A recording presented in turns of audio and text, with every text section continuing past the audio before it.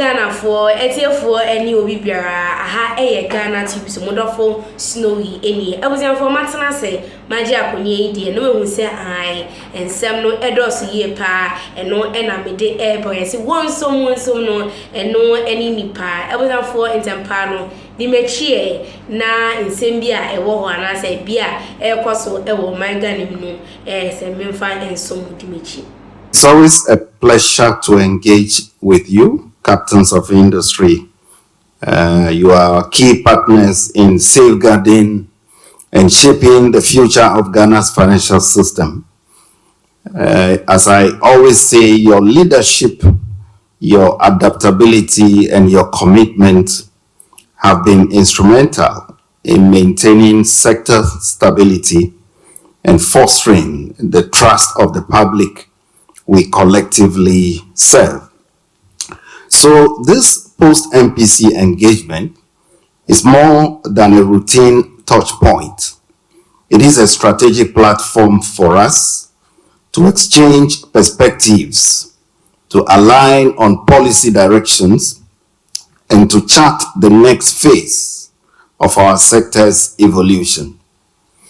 It is here that we translate monetary policy signals into actionable banking strategies, ensuring that the macroeconomic gains we secure at the policy table are reinforced and multiplied through your balance sheets, your lending decisions, and your innovation agendas.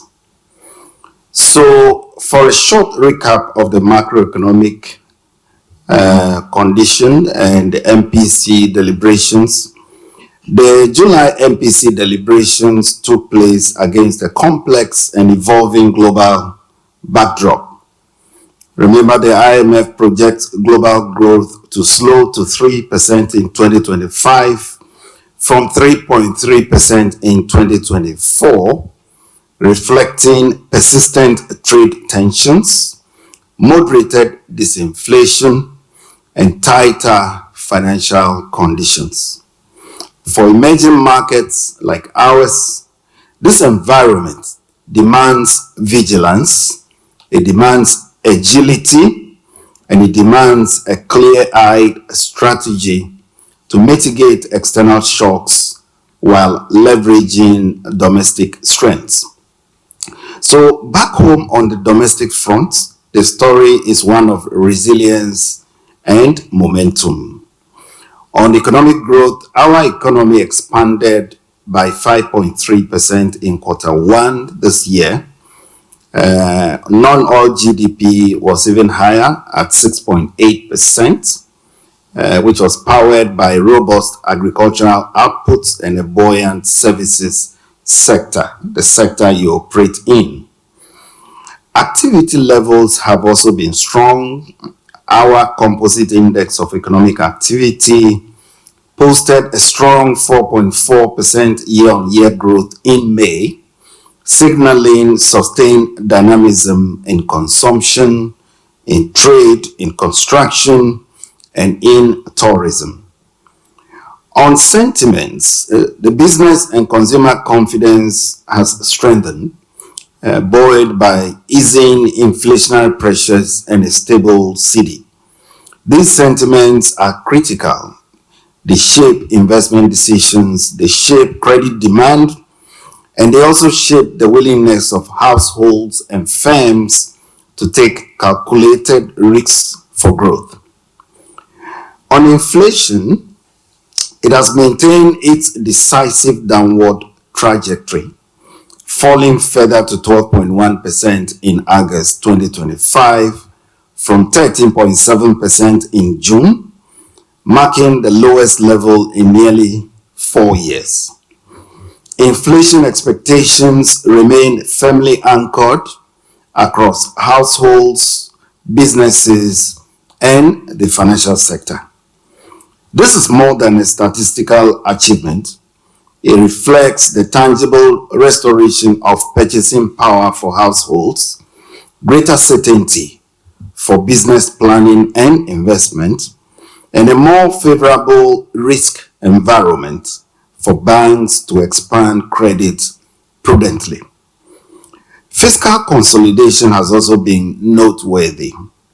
The deficit stood at 0.7% of GDP in the first half, which was well below the target of 1.8%. This discipline, coupled with reduced borrowing, has contributed to lowering the public debt to GDP ratio and enhancing fiscal credibility. On the external front, Ghana's buffers are stronger than they have been in years. The gross international reserves reached 11.1 billion, which is equivalent to 4.8 months of imports cover by the end of the first half. Accordingly, the CD has appreciated over 40% against the US dollar, talking about year-to-date terms, a performance unmatched in recent memory. This stability is not just a macro headline. It underpins predictable pricing, investment planning, and the attractiveness of Ghana as a financial hub. Now, considering these developments, the Monetary Policy Committee lowered the policy rate by 300 basis points to 25%. This signals a gradual shift from a purely defensive monetary stance and toward one that cautiously supports economic growth on condition that the disinflation path remains on track. Colleagues, there is scope for further easing going forward if macroeconomic conditions continue to improve, and in particular, if August inflation, September inflation continues to settle within the target band. For the banking sector, this opens a window for you to re-examine your lending strategies. You have to broaden your access to credit, and you have to support private sector-led growth while still managing your risks prudently. On the banking sector, colleagues, the sector remains a cornerstone of Ghana's economic stability. The latest supervisory data confirms that the sector is well capitalized, it is liquid, and it is profitable. We've seen a steady decline in non-performing loan ratios, reflecting both the improving macroeconomic environment and the enhanced credit underwriting standards you have implemented in recent years. The recapitalization journey, driven by both retained earnings and new capital injections, has reinforced balance sheet resilience. This positions the sector to absorb shocks and seize new growth opportunities. But with this resilience comes responsibility. Our monetary policy stance has begun to shift towards supporting growth, and it is critical that banks align by stimulating credit to the private sector, particularly to productive areas of the economy. This must be done with prudent risk management, ensuring that credit expansion does not compromise the quality of your loan books. The challenge is to grow lending while preserving the hard-earned stability that now defines our financial system. The Bank of Ghana will soon implement a consolidated set of measures that are designed to strengthen resilience, enhance transparency, and align our banking system with the highest international standards. This agenda addresses both the forward-looking reforms that will future-proof the sector and the immediate corrective actions needed to close existing compliance gaps. We will begin with credit and risk governance. In this direction, all banks will be required to identify and take firm action against deliberate defaulters to ensure that credit obligations are honored. A new credit risk management directive that is aligned with Basel principles will set minimum standards for underwriting, monitoring, and provisioning.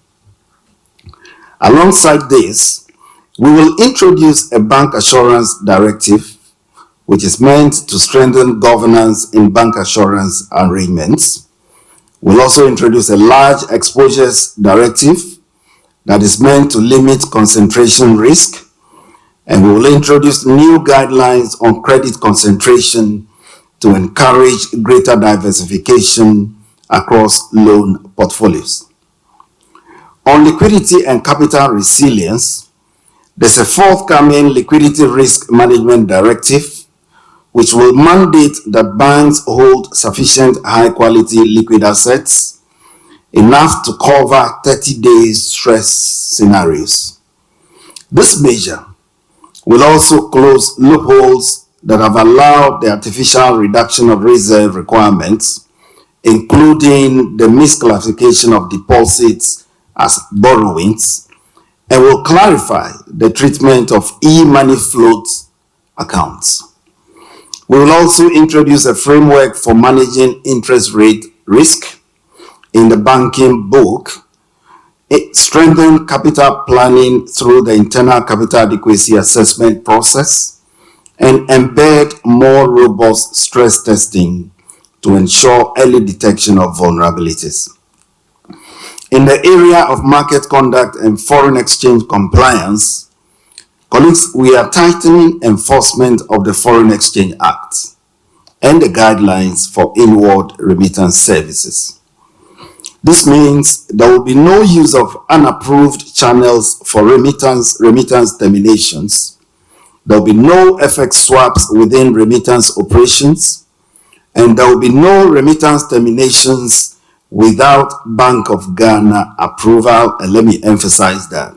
No remittance terminations without Bank of Ghana approval, and no application of unprescribed FX rates. And effective immediately, all banks and payment service providers must submit weekly inward remittance reports that detail transactions and FX credits to Nostro accounts. Failure to do so will attract sanctions under the Payment Systems and Services Act, as well as the Banks and Specialized Deposit-Taking Institutions Act. At the same time, we will engage the Ghana Association of Banks in a structured discussion on proposals, some of which they have shared with us, relating to NOP support, relating to FX forward auctions, remittance coordination, and market liquidity, and all these with the aim of agreeing on practical, market-friendly solutions. Finally, we'll be undertaking a strategic business model thematic review, and this will involve a forward-looking assessment of the sustainability of bank strategies and will require the full engagement of boards of banks as well as senior management. Together, colleagues, these measures form a single, coherent regulatory framework that not only enforces compliance with existing rules, but also positions Ghana's banking sector to withstand future shocks, compete globally, and play a stronger role in supporting sustainable economic growth. Colleagues, the road ahead is one of opportunity that is matched with responsibility. Remember, we have a stable macroeconomic base. Inflation is easing. The currency is strong regardless, and reserves are healthy as we speak. Also remember that the banking sector is robust with the capacity to expand lending and deepen financial inclusion. And thirdly, remember that the regulatory agenda, as I've outlined, is forward-leaning. It is aligning Ghana with the highest international standards.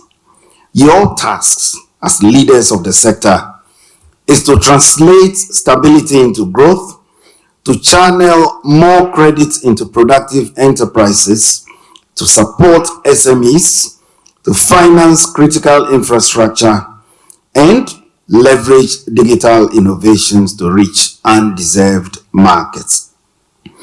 Clearly, this will require sound risk governance, it will require unwavering compliance, and it will require a willingness to rethink your business models, considering changing customer needs, the tech disruption that is ongoing, as well as climate and sustainability challenges and other issues.